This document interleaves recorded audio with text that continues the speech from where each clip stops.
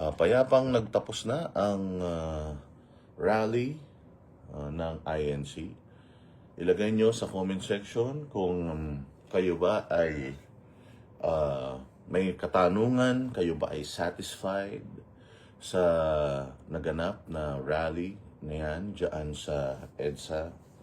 Well, ako personally, ang ating masasabi dyan, mga bossing, ay alam nyo, ang INC, iba din ang dynamics ng kanilang pamumuno eh. Oo. May mga, alam niyo yung sinasabi nila na patikim, di ba? Matagal na silang nagpapatikim. Noong unang-unang ginawa nila yan, yung halos 4 million sila na nagpunta dyan sa may Quirino Grandstand. It's a show of force. Show of force. It's a statement na we are this powerful. Kaya nga, kung matatandaan ninyo, kapag may mga elections, marami talaga ang mga kahit local government politician, mga konsehal, congressman, talagang nanliligaw ng bonggang-bongga dito sa INC. Kasi nga, isang napakalaking simbahan nito at kilalang-kilala ang mga members ng INC na obedient sila sa kanilang leadership. So pinakita nila yan noong unang sila ay nagtipon-tipon, yung against na pagsuporta mo, yung unang pagtitipon nila is pagsuporta yan kay Pangulong Marcos doon sa, 'di ba, yung pambubudol ni Bongbong Marcos na ayaw niya ng impeachment, 'di ba? Yan yung unang-una. Tapos nasundan yan ng dalawang araw na rally. Nasundan yan. Yan yung supposedly 3 araw diyan sa Quirino Grandstand, tapos sinapayan yan ng mga Duterte supporters. Dito naman sa may bandang White Plains, dyan sa may People Power Monument. Sila naman ando doon sa may Quirino Grandstand. Diyan nagsalita si Amy Marcos na addict yung kapatid niya. Na bata pa daw, bogsa na, pati yung asawa, pati yung mga anak, nagdodroga. Diyan yan, sa may Quirino Grandstand din. It was cut short, dalawang araw lang, supposedly 3 araw yon. A lot of people were really expecting na, wow, eto na yun. Kung meron mang panahon kung saan si VP Sara Duterte ay tumayo na, ano na yan. Diretso na sana sa Malacanang yan. Medyo natatakot sila pagka dyan kasi ginaganap mga bossing. Ay, nandiyan sa Canada si Bangag. Nandiyan dyan. Nakita ko nga yung mga videos ninyo na minumura ninyo siya. Maraming salamat sa inyo. Mabuti naman. Good job sa inyo. Parating ninyo sa buong mundo kung gaano tayo tinatarantado nitong presidente na ito. Patawa-tawa pa siya malakas ang ulan Meron isang lumabas siya sa isang establishment, may payong. Tapos parang yung mga sumisigaw ng mga Pilipino na minumura siya. Tinatawan-tawanan lang niya. Well, sabi nga nila, nasa atin ang huling halakhak, hindi ba? So, yun, balikan natin. Nakakatakot ang liwasang Bonifacio kasi, mga bossing. Ilang kembot lang nasa, nasa perimeter na yan ng Malacanang. So, hindi natin alam kung ano nangyari. Kasi, ilang araw sila dyan sa may, ilang araw sila dyan sa may EDSA, People Power Monument. I think, mga 2 araw. And then, sa pangatlong araw, hindi na sila binigyan ng permit. Kaya nagpunta sila sa liwasang Bonifacio. So ang daming mga tao na talagang hoping na hindi nahihinto itong rally na ito. Well, paliwanag lang natin bakit ba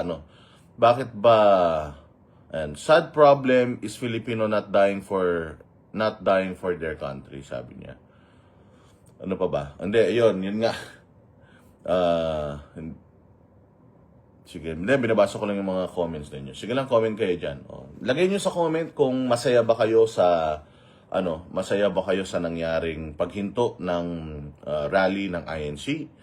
Ilagay nyo rin dyan sa comment section kung umattend ba kayo sa rally ng INC. Pakilagay dyan, mga bossing, para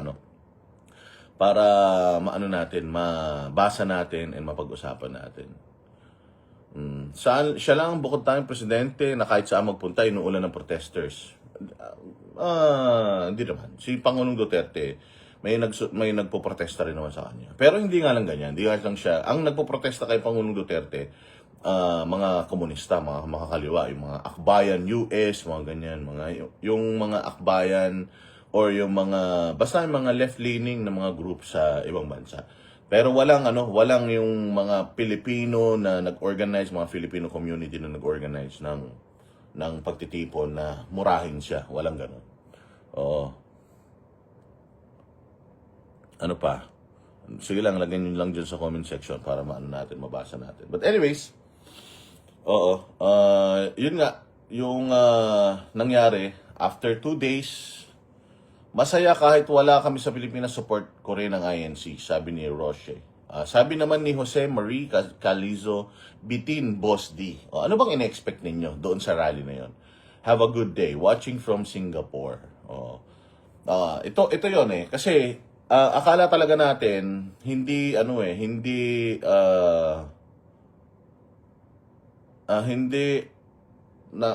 mahihinto. Well, unang-una naman sa lahat, kasi maraming nagsasabi. Sabi ni Leo M. Larota, hindi daw siya masaya.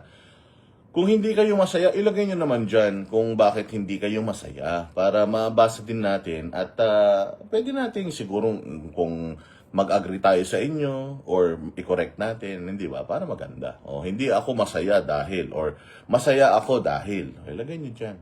Nagpunta ako doon and alam nyo, ikwento ninyo para alam niyo. Kasi kami, nandito kami sa malayo pero nakamonitor kami. At least naparating natin sa gobyerno na di sila ang makapangyarihan. May mas mataas pa sa kanila. Maganda yan. Tama yung sinabi ni Not Once. Oo, tama yung sinabi niya. Sundan ko lang yung sinabi niya na yan. Kasi itong INC, hindi naman sila nag-rally. Hindi naman sila nagbuo ng ng biglaang rally para sabi nito ni Mackenzie, relax lang kayo, baka may ibang plano ang INC, magugulat na lang tayo. Isa pa yan. Okay, so susundan ko yung mga pinagsasabi niyo na yan. Yung INC nagrally sila hindi para pabagsakin ng gobyerno. Nagrally sila para ipaalam sa gobyerno na alam namin yung ginagawa nyo at ganito kami karami. Alam namin na magdanako kayo, alam namin na mga adik kayo, alam namin na mga mapang-abuso kayo. Lahat yan alam namin. Parang ganun ang sinasabi nila eh. Na lahat ng mga ginagawa ninyong kabulastugan ay naaabot namin. Hindi kayo nakakalusot. Kung akala ninyo yung ginagawa ninyong pagnanakaw, nakakalusot kayo, hindi. Tandaan ninyo, pati yung impeachment, sinabi naman ng INC before na hindi sila support dyan. So lahat ng mga congressman, mga politiko na connected dyan sa planong pag-i-impeach kay VP Sara, lahat yan nakalista sa kanila. At ipinakikita ng INC kung gaano sila karami, di ba? Kung gaano sila karami para maintindihan ng lahat ng mga politiko na ito na marahil ang huli ninyo na pag-apak dyan sa mga posisyon or pagkamkam sa mga posisyon na meron kayo ngayon. Sabi pa kasi nila na nagrarally lang ang INC dahil kay Rodante Marcoleta. Hindi lang dahil kay Rodante Marcoleta. Kasi si Rodante Marcoleta, wala man siyang posisyon sa INC. And katulad nga na sinasabi ko sa inyo, na yung INC ay, ayaw nila as much as possible na yung kanilang mga members ay tumatakbo sa posisyon. Usually, tinitiwalag nila yan kapag tumakbo ka sa gobyerno o sa any position. Naging special case lang itong mag-ama na mga tawag dito si Marcoleta parang talagang nakipag-usap sila sa pamunuan bago sila tumakbo bilang mga politiko. Kaya sila nakatakbo kahit na hindi sila tinitiwalag. Ngayon, ang kaisa ng INC, si Marcoleta, doon sa panawagan at sa laban sa korupsyon. Yun yung totoo. Hindi sila nag-rally dahil kay Marcoleta. Marami nagsasabi na kaya huminto yung rally or may mga nagsasabi na kaya huminto yung rally ay nakakuha na sila ng ex-deal kay Marcoleta na hindi na madidimanda yan. Mali yan. Mali yan. Bakit? Hindi ka makikipag-ex-deal sa gobyerno na tarantado. Hindi ka makikipag-ex-deal sa gobyerno na mambubudol. Oo, hindi yan. Malabo yun. Malabo na, nakuha na ng INC yung gusto nila kaya sila huminto. Hindi yun ganun. Ang gusto ng INC, yes, para palagay ko, nakuha na ng INC yung initial na gusto nilang ma-achieve, which is, kaya nilang tumagal ng ganong katagal na araw, kahabang araw. Pangalawa, kaya nilang i-gather lahat ng kanilang mga members para umattend sa ganyang mga pagtitipon. Pangatlo, kayang lumiban sa mga trabaho noong mga members nila para lang sumama dyan. Kaya nilang paratingin sa sa pamunuan sa buong Pilipinas at sa buong mundo na kung gaano sila kalakas at kung gaano sila karami at kung ano yung kanilang mga gustong iparating sa pamahalaan. Naging naging evident yun, naging maganda yung resulta noon. And mga bossing, kasi masyadong mataas yung emotions ninyo masyadong mataas yung ating emosyon. Gusto natin na wag nang huminto yan hanggang sa mapatalsik si Bongbong Marcos. Hindi kasi ganun ang purpose ng INC. I think kung yun ang magiging purpose ng INC, yung patalsikin yung gobyerno, kumbaga kaya nilang gawin, I believe, sa sobrang dami nila, kaya nilang gawin, tapos merong mga sasama sa kanila. Oy, Spencer Lacalle and Buster TV, shout out sa inyo. Spencer, nag-message ako kay Jojo kasi nandito pa kami sa Hong Kong. Magkita naman tayo, nagyaya si Coach Oli. Kita naman daw tayo nila Jojo de Guzman. O tsaka kung sino pa yung mga nanditong mga tropa tweets natin na vlogger dito sa Hong Kong. O, di ba? So, yun nga, mabalik tayo. Nandiyan yung mga dalawang idol ko. Medyo matatanda na yan. Mga lolo na yan. Si Lolo Spencer tsaka si Lolo Buster. Pero, ano pa rin yan? Kumikikig pa rin yan. Malupit pa rin yan. Dalawang lolo ko na yan. O, ang dalawang tito ko na yan. Kaya, i-follow ninyo yung mga Facebook and YouTube na dalawa na yan kung gusto nyo ng mga hard-hitting talaga, na mga on-point, na mga, na mga vloggers. So, talagang babanat direkta, walang paligoy-ligoy, walang pasikot-sikot. Ayan, yung Tito Buster at saka Tito Spencer ko. Ano nyo yan? Follow ninyo yan. Thank you for your explanation. Yun nga. So, hindi yun ganun hindi ganun ang purpose ng INC. Well, pero naniniwala ako na patikim lang yan ng INC. Oo, patikim lang yan ng INC. Gusto kasi natin tayo Halika na, Buster, punta ka na dito. Alam ko naman mayaman ka panisay yan. O gusto talaga ng INC is to set a tone. Di ba? Para mag-set ng initial na reaction na okay, 2028, tandaan ninyo, malapit na yan. Parang isa yan sa mga statement na ibinibigay ng INC. 2028 is near.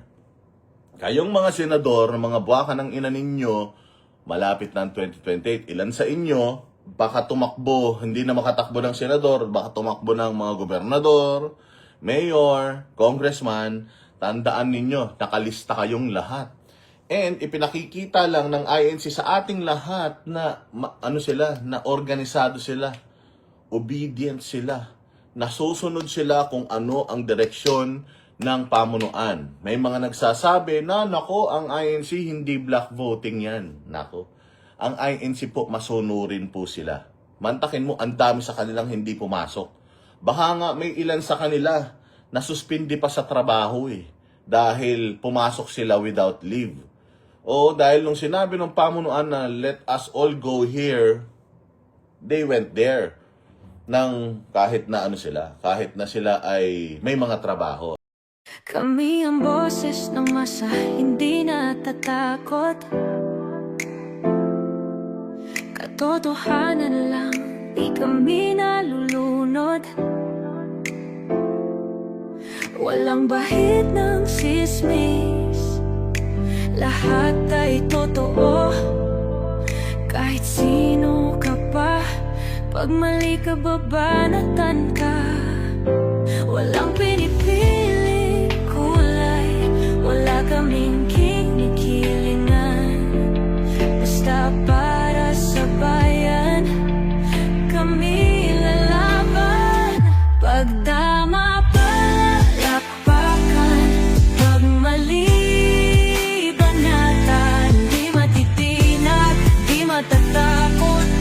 sa bayan, tuloy ang sigaw.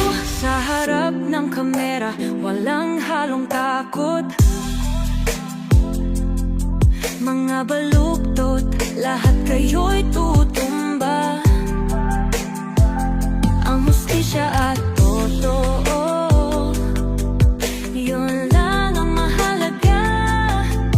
Kahit sinong harang, di kami matitinag. Walang pinipiling kulay, wala kaming kinikilingan. Basta para sa bayan, kami lalaban.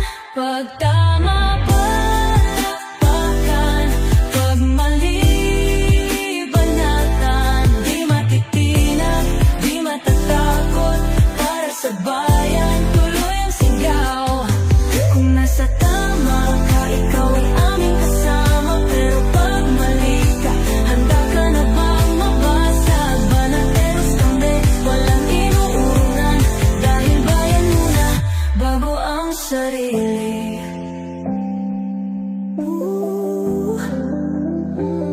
Bago ang sarili.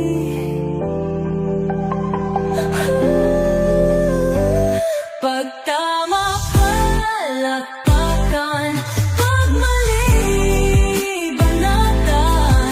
Banateros ang sigaw, katotohanan ang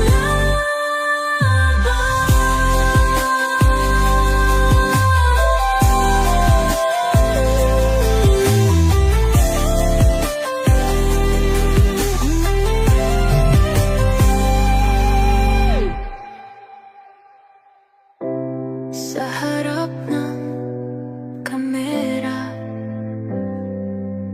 walang halong